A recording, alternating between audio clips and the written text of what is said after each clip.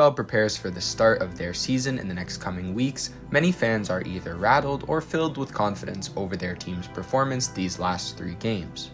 I'm here to tell you that none of this matters, with one key case study of Shedeur Sanders showing that not only do fans care way too much about preseason, but also that it's unfair to judge someone's wins and losses at this point in the year. I'm not afraid to say it.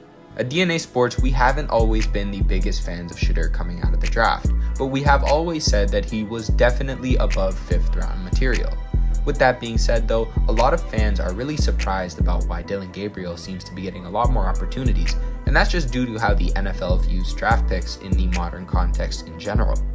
Return on investment is extremely important, and despite me believing that Shedeur is better than Gabriel, I also understand that you almost have to let certain things play out in order to see where your 3rd round pick lies and where your 5th round pick lies.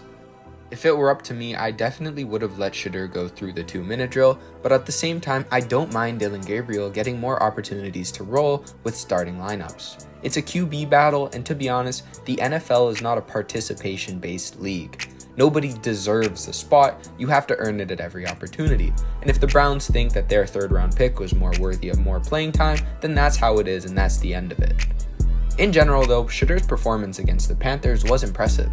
The best thing he managed to showcase was his ability as being a mobile pocket passer.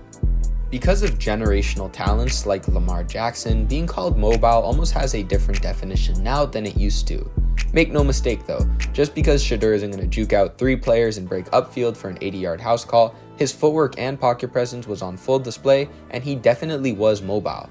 Something that stood out to me in the Panthers game was that Shedeur did a fantastic job at letting his blockers work, although it didn't really happen in his more recent performances.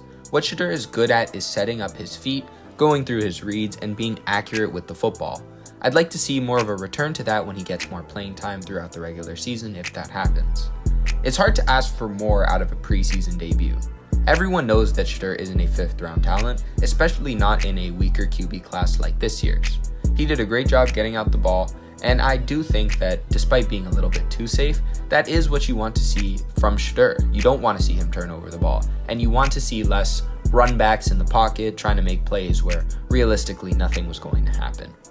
So after that, I kind of became a Shedeur fan. So in some way, I think it's almost a little bit insane to see how people on Twitter have rallied to defend him in very weird ways. While it's hard to say my opinion is more correct than NFL legend Eric Dickerson, I don't think the NFL is working against Shedeur. I also don't think it's some big conspiracy that 4 of the offensive linemen blocking for him got cut. I think it means that they played bad and got cut, not that they were working against Shedeur. Tommy DeVito. That's right, Tommy DeVito threw for 200 passing yards and went 17 for 20 with 3 touchdowns and no picks. 4 of his linemen probably got cut as well. It's just the nature of preseason. Vanilla playbooks, lesser talent, and that's kind of it. You don't get to see much else. I think the most important thing that can be drawn from preseason is to get a sense of what the game is going to be like for these players without putting too much stake in it. I personally try to look for the small things. And despite Cam Ward not having great stats, for example, his ability to put the ball wherever he wants to on the football field is immediately apparent. The same thing could be said about Jackson Dart. He's not afraid of pressure in the slightest and loves to let it rip.